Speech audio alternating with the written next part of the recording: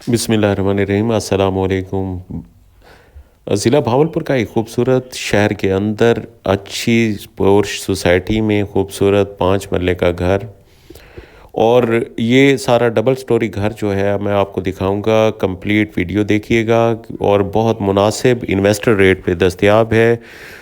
6 मरले का नॉर्मली जो है भावलपुर में रेट जो है तकरीबन 1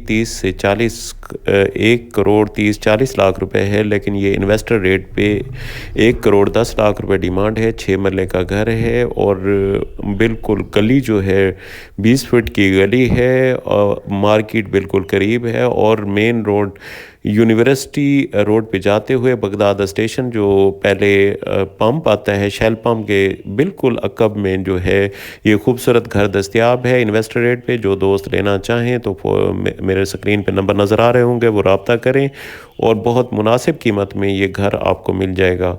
और कोई दोस्त अगर किसी सोसाइटी में कोई इसमें प्लाट भी एडजस्ट करना चाहें तो प्लाट भी एडजस्ट हो सकता है। बाकी मालियत अदा करें और इंतकाल करवाएं।